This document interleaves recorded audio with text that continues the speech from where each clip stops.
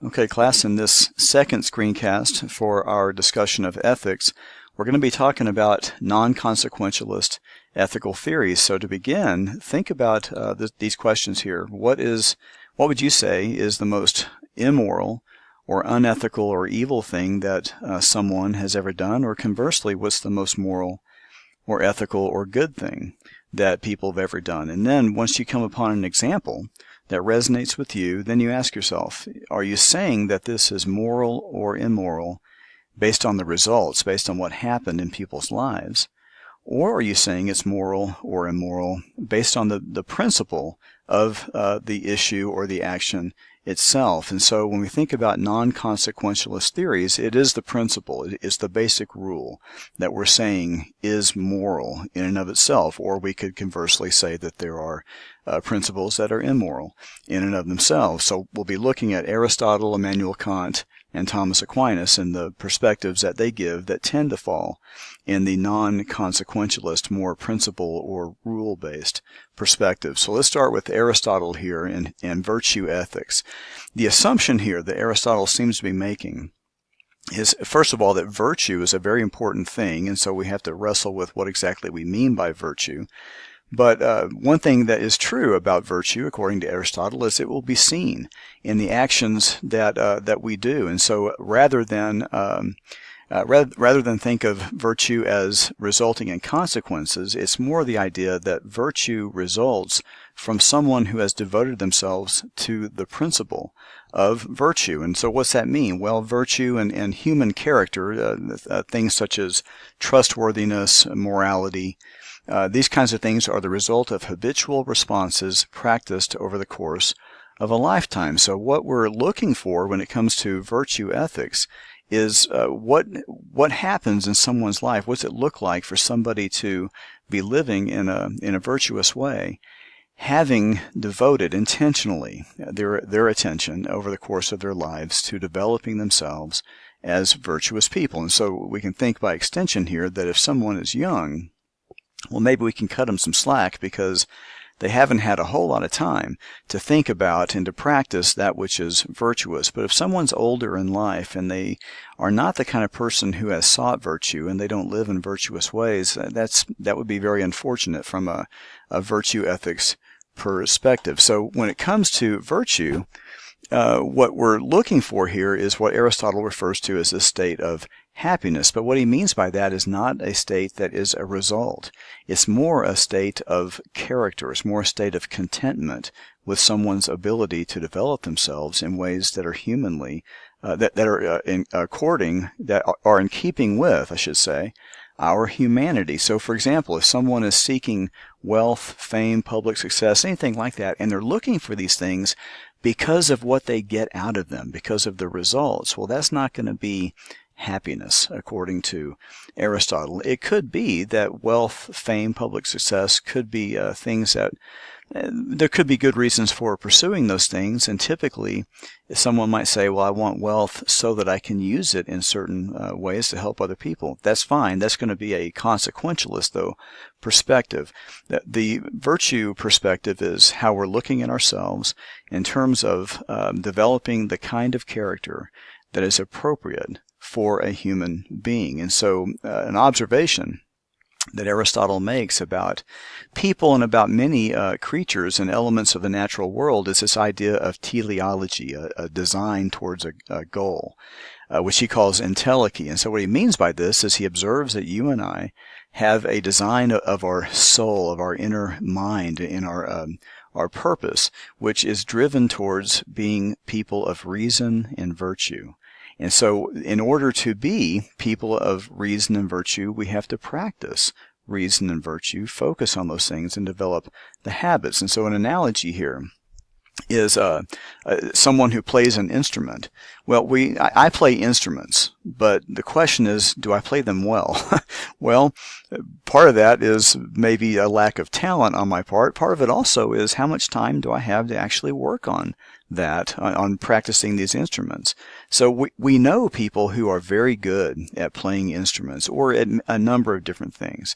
And in addition to probably natural talent, there also is a whole lot of time and attention and devotion that's been put towards the developing these abilities. And so for example, in the same way, if a human being is going to develop character, virtue, it's the same sort of thing. You gotta practice it. And so we have to ask ourselves, well, so what's it mean to practice virtue? Well, one way of practicing virtue is this standard called the golden mean that Aristotle puts forth. And what he means is that there is a goal of our entelechy, of our design, that is virtuous. And we don't want to practice in ways that that virtue is not present. But we also don't want to practice in ways in which that virtue is too present, because either way is missing the mark. And so just to give some examples here, you think about somebody who is honest. And so let's say that virtue, one of the virtues we want to develop is honesty. Well, we probably all know people who it's like pulling teeth for them to be honest, to tell you what they're really thinking. Okay, that's not good.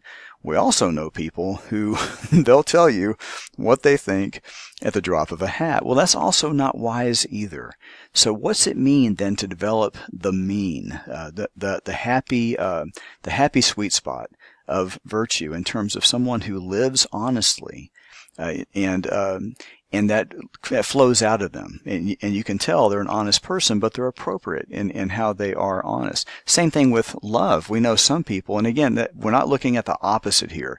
The deficit of love isn't hate. We're not saying the opposite virtue, or in that case, opposite non-virtue.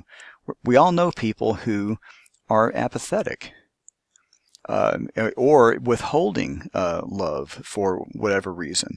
We also know people who are codependent, and they would call that love. Well, okay, that's not love. Well, so then what is love?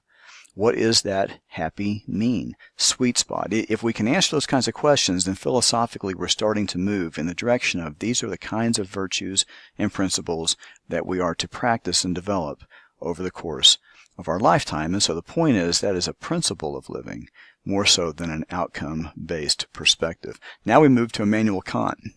He talks about this concept of goodwill. Notice he doesn't clearly define it. He says a goodwill is good not because of what it affects or accomplishes, not because of its fitness to attain some intended end. So in other words, it's not consequentialist. But it's good just by its own willing, i.e., in itself, and it is to be highly esteemed. So this idea of goodwill is going to be a principle that we want to pursue that's going to inform what Kant calls the categorical imperative, and he phrases it this way: act as if the maxim of your action, the principle of your action, were to become through your will. If it were up to you, everybody would live according to this universal law that you're saying is an ethical maxim or principle. Now here's the key though, is whatever this categorical imperative might be, it cannot be contradictory. It cannot be a principle that in some way proves itself to actually be immoral rather than moral. So there's some maxim, there's some principle that is always moral whenever it's practiced. And because of that, then you could well, everybody, if it were up to me, would live according to this principle, and everybody would be living in an ethically moral way. And so the examples that he gives, and these are controversial examples, but let's hit a few of them.